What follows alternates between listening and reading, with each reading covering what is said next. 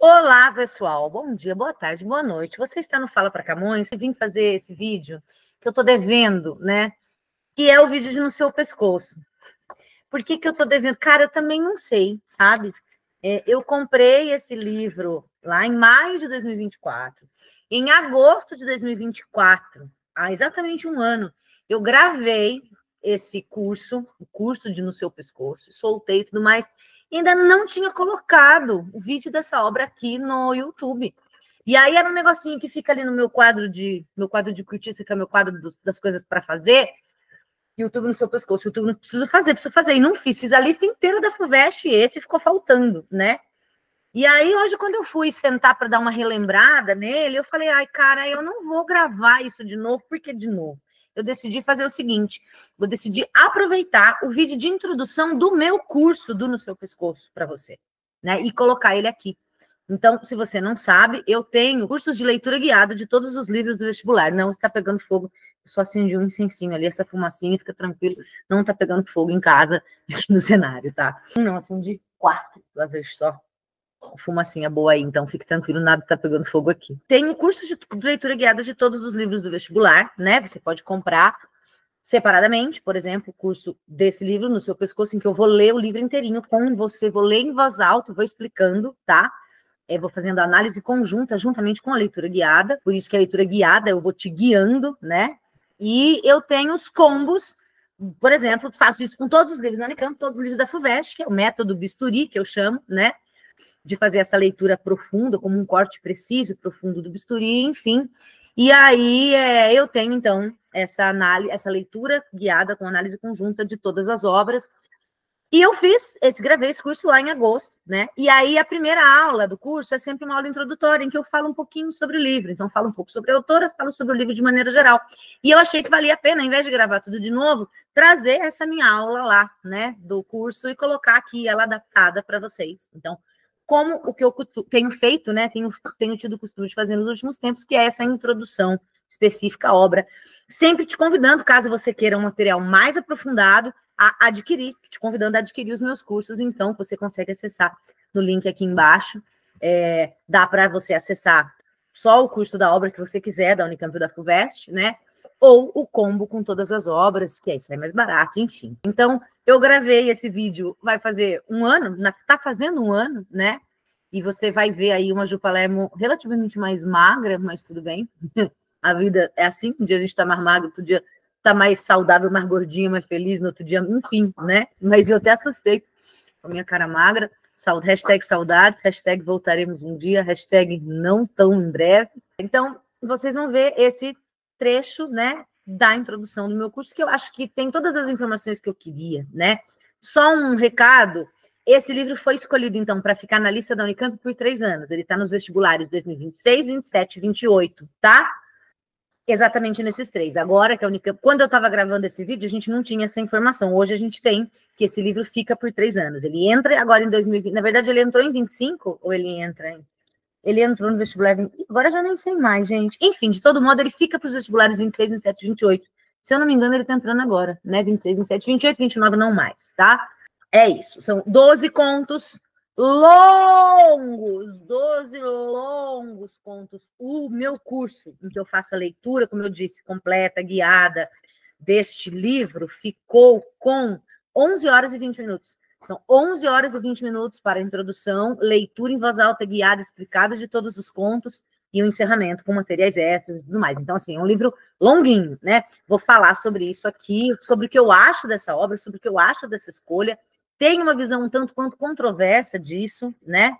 Mas acho que é uma discussão interessante que eu fiz nessa introdução, nesse vídeo, que eu resolvi compartilhar aqui com vocês. Então, e com isso a gente fecha a lista da Unicamp 2026, finalmente, que estava faltando aqui no canal, né? E já começa a me preparar para a gravação da lista Unicamp 2027. Então, eu espero que você aproveite, vou explicar mais uma vez, é um material editado do meu curso, a introdução do meu curso, né, deste livro, e eu espero que você curta e eu espero que você possa adquirir um curso de leitura guiada e vir ler comigo, ou todos os livros da lista da Unicamp e da FUVEST, porque, modéstia à parte, é o jeito mais fácil, inteligente e eficiente de você, de fato, entender e dominar essas leituras, né? Eu leio junto para você, e te conto o que ninguém te fala. Mas, mesmo assim, se você não puder adquirir esse curso, eu já fico feliz de você estar aqui nesse vídeo. Se você puder contribuir com o seu like, com a sua inscrição, mandando esse canal para outros amigos seus se inscreverem, você já me ajuda também, de um certo modo, beleza? Então, sem mais delongas, vamos a esse vídeo. Muito obrigada e até a próxima. É um livro de contos, primeira coisa que você precisa saber, e a Unicamp pediu o livro todo, tá?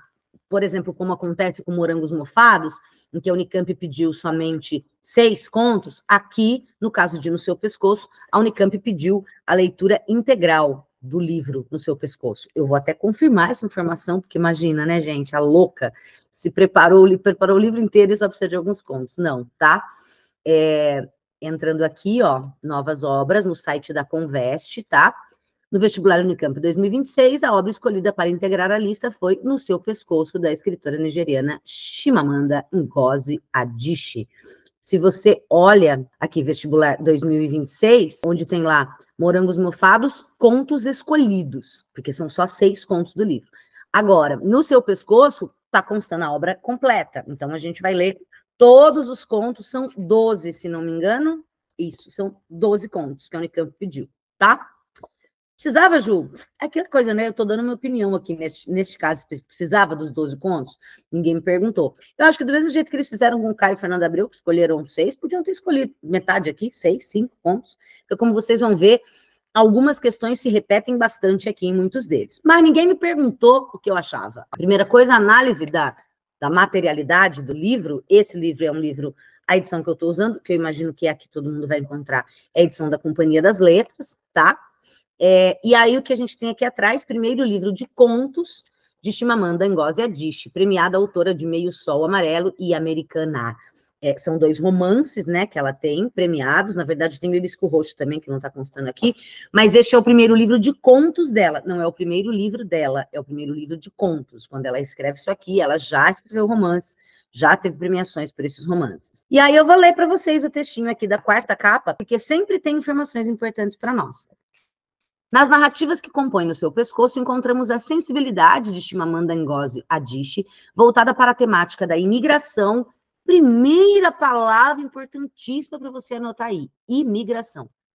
Do preconceito racial, tá vendo porque é importante a gente ler isso aqui, por mais básico que seja, ele já está trazendo para você os temas principais que a gente vai encontrar na nossa leitura. Então, imigração, preconceito racial, dos conflitos religiosos e das relações familiares. São os principais temas que a gente vai encontrar aqui. Preconceito racial, não só, tá? Também preconceito de gênero, como a gente vai ver, e o combo, né? Preconceito racial e de gênero. A questão da imigração e todos os preconceitos e problemas e questões que isso vai trazer. Conflitos religiosos, uma coisa bastante específica do país de que a autora vem, que é a Nigéria.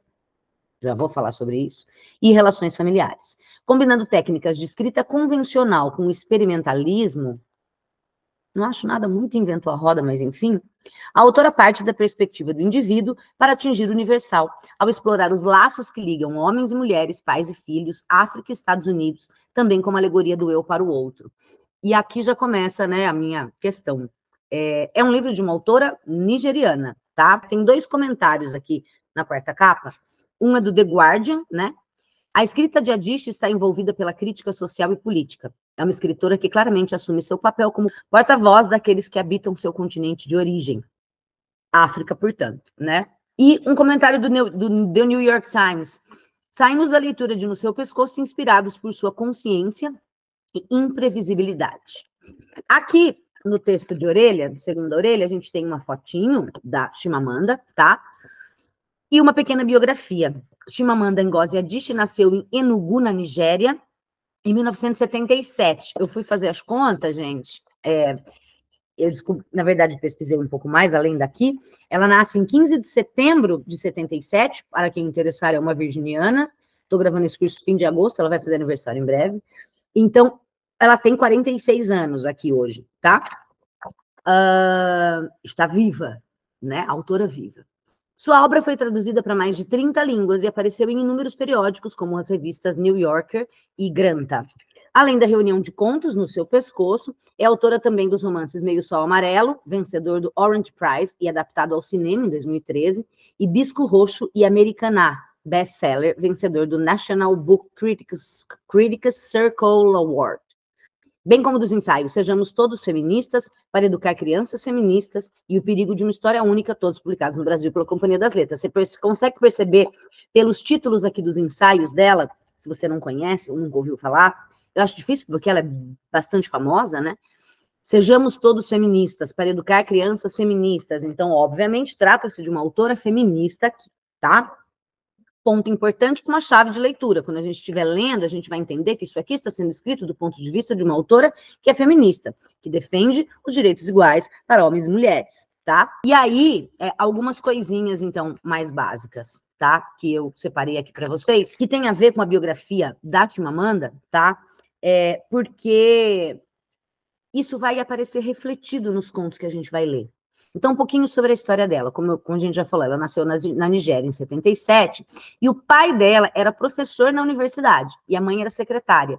Então, a gente já consegue perceber que uma filha de um professor universitário, o pai dela dá aula na universidade, ela vai circular por esse ambiente. E a gente vai encontrar aqui muitas referências ao ambiente acadêmico, né? A gente vai ter personagem que é professor na universidade, a gente vai ter pessoas, estudantes de universidade. Então, entenda que é algo que ela traz da sua própria experiência e coloca na sua ficção, nos seus personagens, mas que a gente consegue estabelecer um paralelo com a vida dela. Quando ela tinha 19 anos, ela vai para os Estados Unidos. E a gente vai encontrar aqui muitas personagens que vão migrar, né, da Nigéria para os Estados Unidos, essa comunidade nigeriana nos Estados Unidos. Um tema, como a gente já viu, questão da imigração, um tema importante. Assim como ela foi da Nigéria para os Estados Unidos, muitos personagens aqui, personagens mulheres também, não só, mas principalmente, vão fazer esse mesmo caminho, né? Essa diáspora, né? Essa migração da Nigéria para os Estados Unidos. E aí a gente consegue imaginar o que a Chimamanda viveu lá,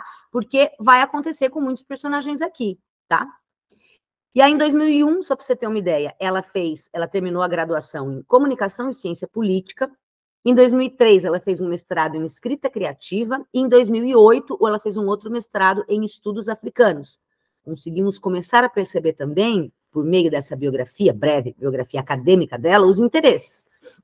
Comunicação, Ciência Política, Escrita Criativa e Estudos Africanos, tá? Bom, a gente já falou, né, dos vários prêmios que ela ganhou com seus romances. O primeiro romance dela é de 2003, então, na época aí que ela fez o mestrado em Escrita Criativa, que é o Hibisco Roxo, que é muito premiado, né?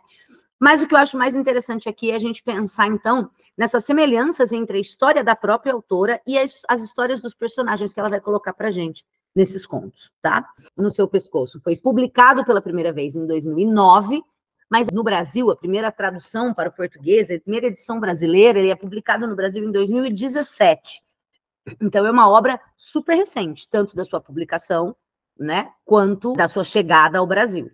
E aí, assim, coisas que eu sempre gosto de analisar aqui na folha de rosto, né? Você tem lá, então, que o livro é de 2017, e o título original, em inglês, é The Thing Around Your Neck. Não só no seu pescoço, mas The Thing, para mim, é importante. The Thing, a coisa, né?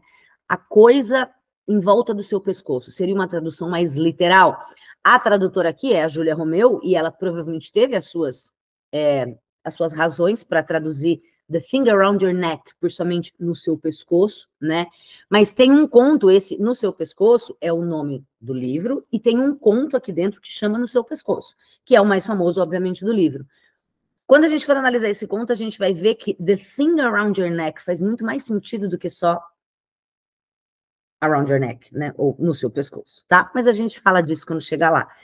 E aí, como eu digo para vocês, quando a gente olha aqui na folha, na página de rosto, né? Na folha de rosto, a gente tem como que esse livro vai ser classificado, né? Todo livro tem aí uma classificação para os bibliotecários, para você colocar na biblioteca, até em livraria, como é que vai ser. E ele está aqui como ficção nigeriana em inglês. E aqui abre parênteses para Ju Palermo, chata do caralho, né? Que fica se perguntando, como você deveria ficar se perguntando, você vestibulando, por que que a Unicamp escolheu esse livro, tá? E se a gente parte para olhar para as escolhas recentes da Unicamp, recentes aí eu estou dizendo, sei lá, nos últimos 5 anos, um pouquinho mais, a gente vê um perfil de escolha das obras literárias, né? Eu acho que a gente precisa partir de um ponto mais primordial, que é Por que que a Unicamp escolhe determinados livros? Qual é o perfil dessa universidade? A Unicamp tem literatura na lista. A Unicamp tem leituras literárias obrigatórias. Ela acha que o candidato para o seu vestibular, o tipo de cidadão que ela quer lá dentro fazendo os cursos, tem que ser uma pessoa, tem que ser um leitor literário, tem que ler literatura. A Unesp, por exemplo, não tem leitura obrigatória. Vários vestibulares não têm leitura obrigatória. A Unicamp tem, a FUVEST também. E a FUVEST e a Unicamp têm perfis diferentes do que eles acham que os seus candidatos deveriam estar lendo, né? A gente olha aí para a Unicamp nesses últimos anos e a gente percebe uma tendência de livros com uma veia crítica, uma veia política. A gente vê isso desde a presença do álbum dos Racionais, não está mais, mas esteve. A gente vê a presença da Carolina Maria de Jesus, que não está mais, mas esteve. A dona Conceição Evaristo, que para o ano de 2026, vestibular 26, ano de 2025 permanece, né? Então, assim, uma literatura questionadora, uma literatura voltada para as minorias, mais do que isso, um espaço na lista para vozes que não são somente aquelas dos homens brancos, velhos, héteros de sempre. Eu tenho mulheres na lista, eu tenho mulheres negras na lista, eu tenho homens negros na lista, eu tenho uma voz indígena na lista, eu tenho, Caio Fernando Abreu, uma voz LGBTQIA+, o mais, porque as outras letras eu não aprendi ainda, muda muito rápido, não consigo acompanhar. Então, se a sua letra não for incluída, inclua-se no mais, por favor. É muita coisa, gente. Então, a gente tem essa presença de outras vozes marginais, ou vozes periféricas, ou vozes de minorias. Não vou ficar entrando aqui nesse conceito, mas quando a gente fala minoria, não é minoria numérica, né? Minoria no sentido de uma parcela da população que por muito tempo, e talvez ainda hoje, não teve os mesmos direitos, né? Então, assim, a gente vai percebendo esse perfil, né? E aí, então, a Unicamp, ela quer que o seu candidato seja um leitor de literatura, porque ela te obriga a ler obras, né? E que seja um leitor de literatura crítica. Não é só uma literatura de fruição. Qual a diferença? Fruição, quando eu leio para aproveitar. Quando eu leio e me envolvo numa boa história, ai, que delícia. Essas leituras promovem um lado crítico. A gente lê lá o A Vida Não é Útil, do Ailton Krenak, né? E vai pensar nas questões que ele está propondo, porque a gente vai refletir, porque ele está colocando questionamentos, ele está fazendo provocações, né? A gente lê os contos do Caio Fernando Abreu e a gente vai pensar nessa minoria, de novo, não é uma minoria numérica, né? Mas uma minoria no sentido de não ter os mesmos direitos que a minoria das pessoas LGBTQIA+. A gente vai ler os contos ou o trabalho de uma mulher negra, Dona Conceição Evaristo, ou aqui no caso a nigeriana, Chimamanda, e vai pensar na condição dessas mulheres. Então, entenda que existe uma criticidade. Aí você vai falar, eu sou obrigada a concordar. A gente entra numa seara muito difícil. É fato que a Conveste, quando faz essa escolha, está pensando e querendo alunos, leitores de literatura críticos, que, de certa forma, pelo menos pensem a respeito desses temas. E que, eu não vou mentir, obviamente, de preferência, concordem com essa visão de mundo. Só que a gente tem que pensar que essa escolha é feita, obviamente, por professores, provavelmente, da letras das ciências humanas. E aí, de repente, eu posso ter aqui um candidato que vai prestar engenharia mecânica, ou mesmo que vai prestar letras, mas que não segue esse tipo de pensamento. Sei lá, você pode achar que o feminismo é uma bobagem. Imagina, homem e mulher sempre teve direito igual. Ou você pode achar que não tem que ter igual mesmo, que é diferente mesmo. Você pode achar. E a Unicamp está me obrigando a concordar com ela? Mais ou menos. Existe sim um viés ideológico, porque essa é a visão que a universidade tem e acaba colocando no seu vestibular. Então, por que eu estou dizendo isso? Se você, por exemplo, é uma pessoa que concorda com a visão feminista, que acha e concorda que no mundo e no Brasil existe preconceito racial, existe preconceito de gênero, você lida com isso, você vai passar por essas leituras de uma maneira muito mais fácil. Se você, por acaso, está aí uma pessoa achando que tudo isso é meio bobagem, que isso não faz sentido, talvez você tenha um pouco mais de dificuldade, porque são vozes dissonantes. A lista da Unicamp está cada vez mais questionadora.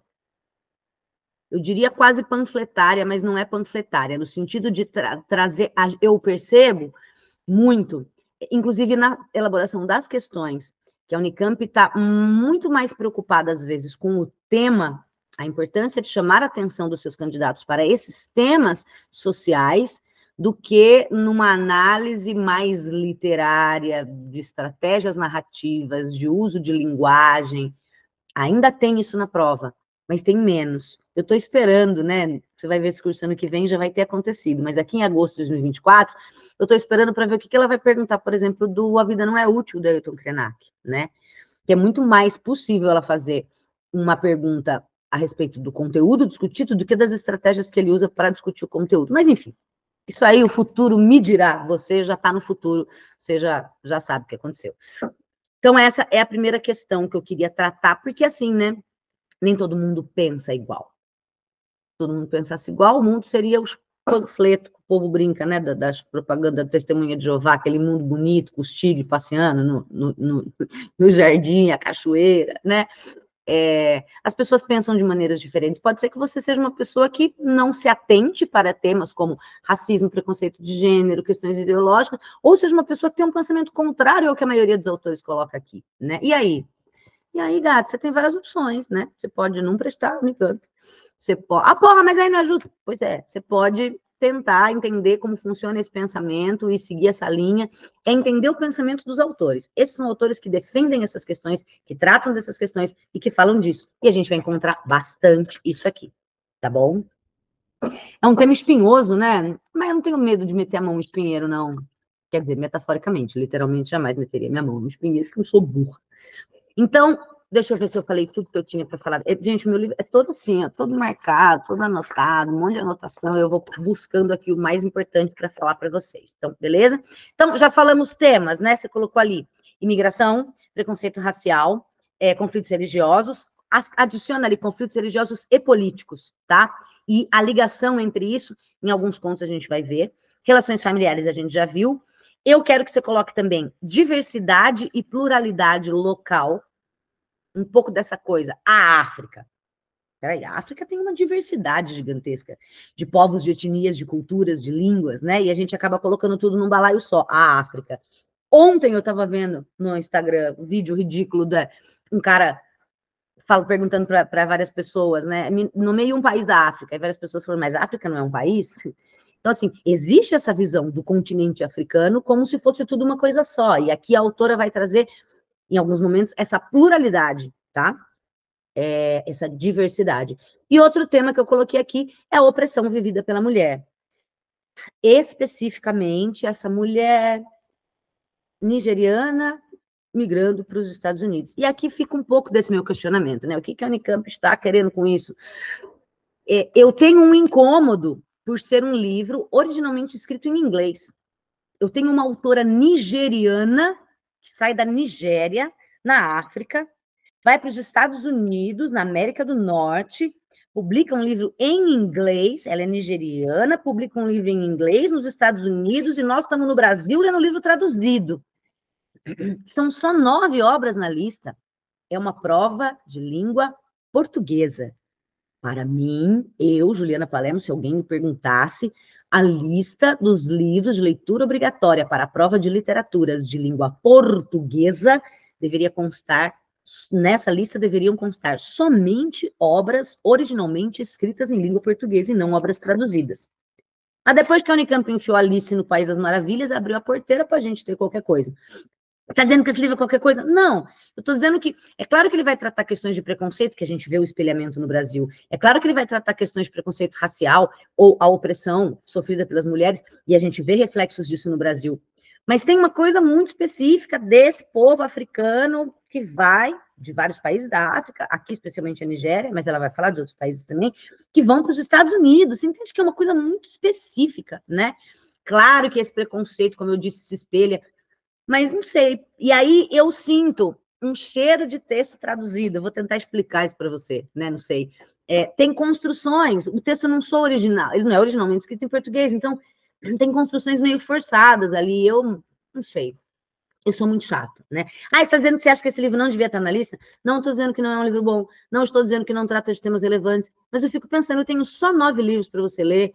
Numa prova de literatura de língua portuguesa, eu focaria em Portugal, em Brasil, e em países africanos que escrevem em português, como é o caso do Niquete, da dona Paulina Chiziane, moçambicana, né?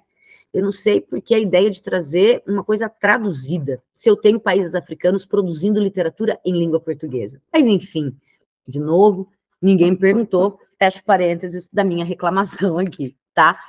Neste sentido, amores da tia,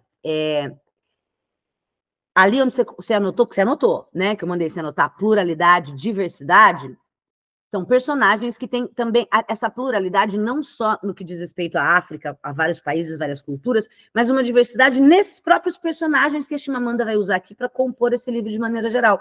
A gente tem personagens com diferentes graus de escolarização. Tem gente com mestrado, tem gente fazendo faculdade, tem gente sem estudo. Então, existe essa diversidade, né? Se você parar para pensar num estereótipo de África que é só pobreza, só miséria, só gente com fome, só gente analfabeta. Não, peraí, olha a pluralidade que ela está trazendo. A gente tem muita gente estudada na África, temos universidades nos países africanos, né? Então, começar a desmistificar de novo. Pô, Ju, e aí, você não acha que isso é importante? Tá, é importante. Eu só fico com o meu pensamento de que, se são poucas obras, eu focaria no Brasil. Mas, enfim, tá?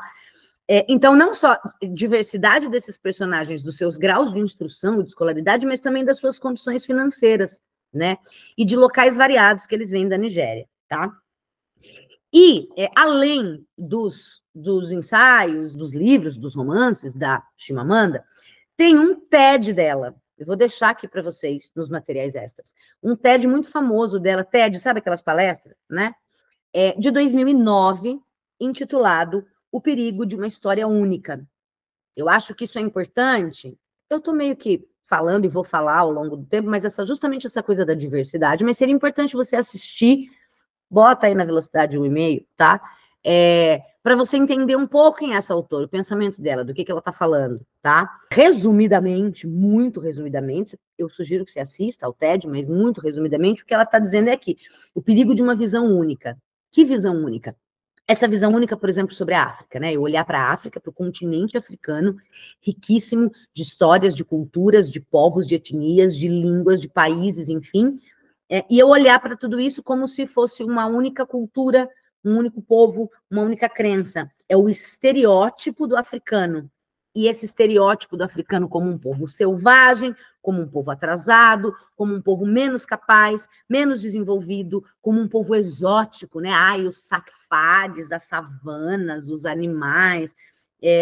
Ou então, vai dizer a Chimamanda, né? Quando a gente pensa em África, como continente, a gente tem ou pena, né? Ai, coitados, são um pouco desenvolvidos, são tudo pobres, são tudo sem estudo, são tudo miserável, são doentes, então tem a pena ou tem a curiosidade. Ai, mas é exótico. Ai, mas aquelas roupas, ai, aqueles adornos que algumas tribos ainda usam, né? Então, fica na curiosidade ou na pena, né? Então, basicamente é isso, o perigo de uma história única, de eu acreditar, de eu colocar todo mundo no mesmo balaio, de eu colocar todo mundo no mesmo estereótipo, tá? Essa página eu já falei tudo que eu tinha para falar. E aí a gente vai voltar a discutir essas questões no final, nas considerações finais. Porque quando a gente estiver passando pelos contos, a gente vai falar muito dessas coisas aqui, todas, tá? E aí a gente retoma isso lá no final. Beleza? Acho que a gente pode, de cara, partir para os 12 contos. Só mais uma consideração aqui, pensando aqui no sumário, como eu disse para vocês, são 12 contos. Se vocês olharem comigo, o conto 2, réplica, é um conto que trata de imigração. E essa é a imigração específica. A pessoa na Nigéria, na África, indo para os Estados Unidos. O conto 4 vai citar a imigração. O conto 5 também vai falar de imigração. No conto, No Seu Pescoço, também é a questão da imigração. A Embaixada Americana vai citar a imigração. O conto O Tremor trata de imigração. Os Casamenteiros, personagem que migrou. E os dois últimos, Amanhã é Tarde Demais e A Historiadora Obstinada, também citam a imigração. Então, entende que é o grande tema que permeia aqui esse conto, ou a grande situação que coloca vários desses personagens para discutir outros temas, como as relações familiares, os conflitos políticos e religiosos, o preconceito racial, de gênero, a situação de subalternidade da mulher em relação ao homem, enfim. Aí eu penso, né? Nossa, mas a questão da diáspora africana nos Estados Unidos é um tema tão relevante para de 9 livros da lista ocupar um, né, espaço aí. Para a Unicamp, sim. Adianta a gente questionar? Não. O que a gente tem que fazer? Ler, compreender, você passar no seu vestibular.